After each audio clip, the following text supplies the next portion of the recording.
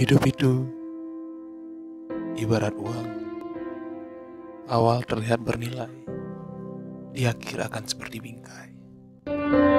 Saat ini, langkah kita di era milenial, eranya anak muda. Investasi merupakan hal yang baru bagi kita semua. Saya hadir di sini, memberikan edukasi, berbagi cerita. Karena bagi saya, investasi merupakan seni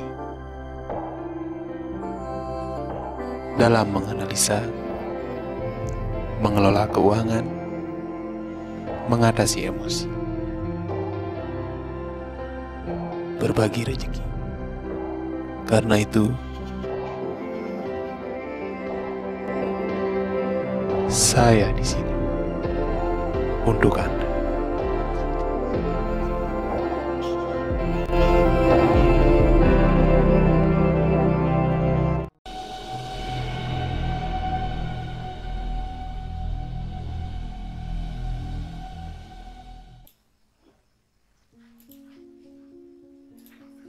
Ya, kembali lagi di obrolan santai. Nah, kali ini saya sendiri ya.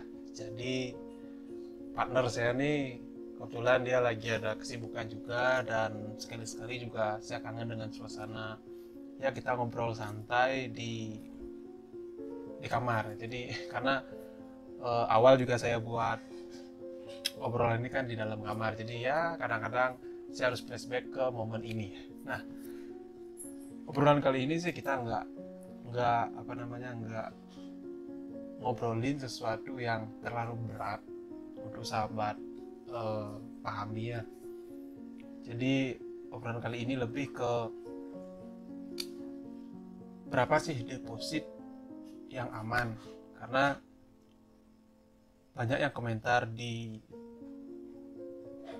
kolom komentar di YouTube saya itu nanya berapa sih minimal deposit yang aman. Kalau sahabat tanya berapa minimal deposit yang aman untuk kita trading umpamanya, yang paling aman adalah di bawah 5.000 US dollar atau dan di atas 1.000 US dollar. Kalau saya ambil 1 dolar itu 14.000, jadi paling aman itu adalah 14 juta, dan minimalnya dan maksimal itu adalah 5.000 US dollar atau 70 juta. Itu pun tergantung dari leverage-nya. Jadi ketika bertanya berapa minimal deposito, bukan hanya semata-mata kita deposito sekian juta, puluhan juta, tapi kita kurang paham mengenai next selanjutnya gimana setelah kita ngedepositin duit umpama 15 sampai 50 juta, nextnya gimana, berapa lot yang saya gunakan, manajemen risikonya kayak gimana. Jadi trading bukan suatu kalimat yang baku, makanya di opening video saya itu kan saya mengilustrasikan trading itu seperti seni ya sahabat ya. Seni dimana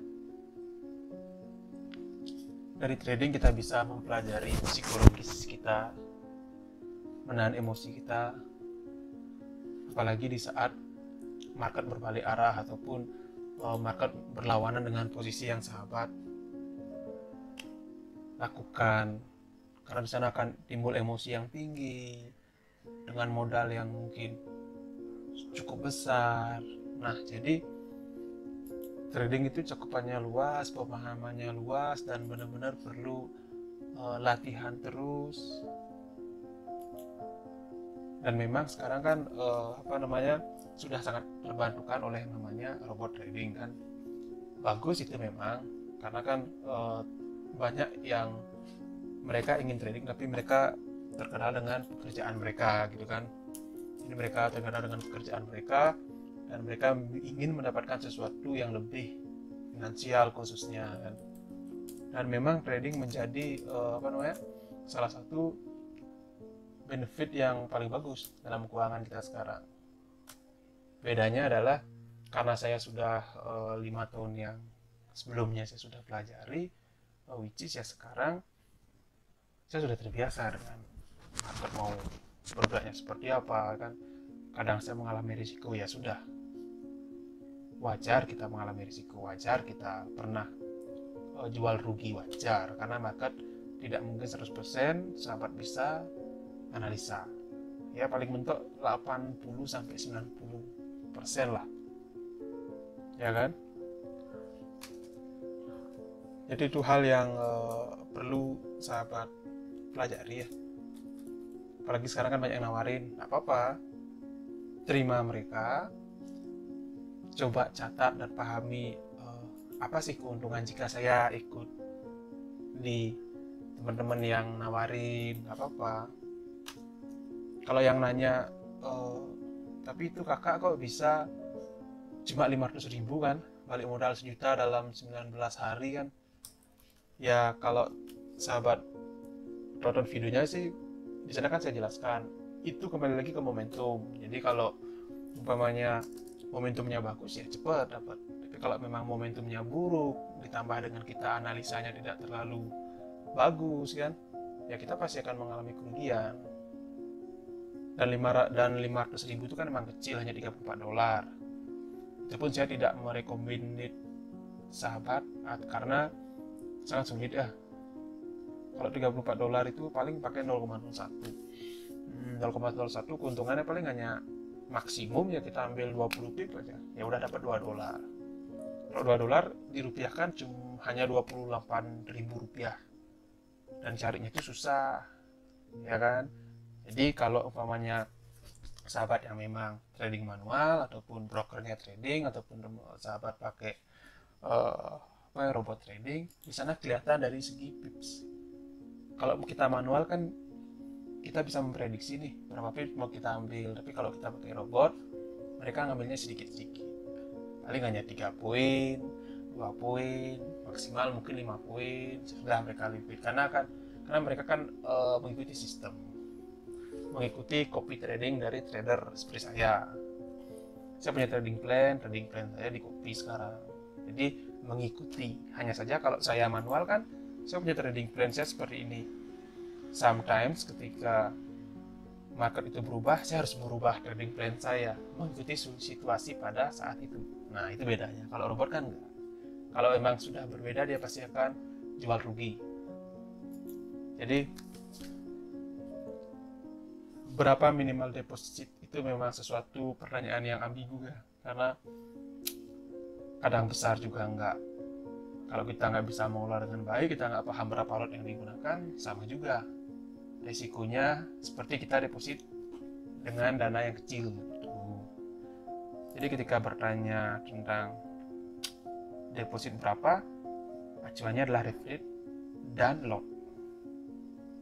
Jadi kalau sahabat nih udah paham 3 ini aja, deposit berapa, leverage-nya berapa, lotnya berapa, nanti sahabat pasti bisa kok menghitung ya, mengalkulasi umpamanya, oh ternyata deposit $1.000, leverage-nya di sana 1/100, berarti saya pakai 0,1 lot itu saya perlu dana jaminan berapa, dipotong dari margin. Nah bahasa itu aja kan susah kalau umpamanya kita nggak mau belajar dasarnya dulu kan, ya kan.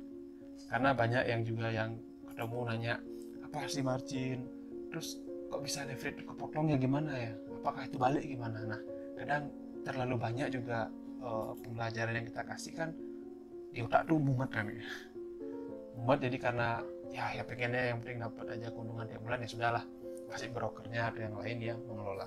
Oke, nggak apa-apa, yang jelas itu worth it buat sahabat dan tidak terjadi crash ke depannya sih nggak masalah. Jadi kembali lagi, ketika modal ataupun dana yang sahabat depositkan itu lancar, nggak ada kendala apa-apa, ya sudah jalani aja, ya kan. Jadi memang yang saya obrolin di video saya ini kan, di channel ini, lebih ke kita diskusi aja, kita ngobrol biasa aja, karena trading itu lebih ke bagaimana membuat pemahaman sahabat itu melihat trading itu kayak gimana. Trading itu kayak gimana, ya kan? Dan next, kalau memang kita ada waktu kan, saya nggak bisa ketemu satu-satu loh, sambil kita sharing-sharing nggak masalah. Jadi itu aja yang obrolan yang bisa saya sampaikan hari ini ya. Dan kalau untuk sinyal, saya masih berpikir untuk ngasih sinyalnya seperti apa. Kalau yang jelas, kalau sekarang itu untuk USD itu pasti akan menguat, dan saya open buy di USD JPY, saya open buy di Euro USD, saya open sell juga, dan beberapa ada di Hang Seng saya juga open, dan Nikkei juga saya open. Jadi kalau di gold saya masih lihat momentumnya ya, karena ada beberapa chart pattern yang masih belum ketemu. Tapi next ke depan saya akan memberikan sinyal, dan itu pun tidak mengarah sekarang buy enggak, sekarang sell enggak, tapi saya hanya memberikan range-nya saja. Jadi sahabat yang menentukan kapan sahabat open buy ataupun open sell. Oke, makasih banyak yang udah support channel saya, makasih banget yang udah komentar, dan jangan lupa like, komen, dan share, karena seperti tadi, pemahaman itu penting untuk sahabat ataupun rekan-rekan yang baru mau belajar trading. Itu aja dari saya, sampai jumpa.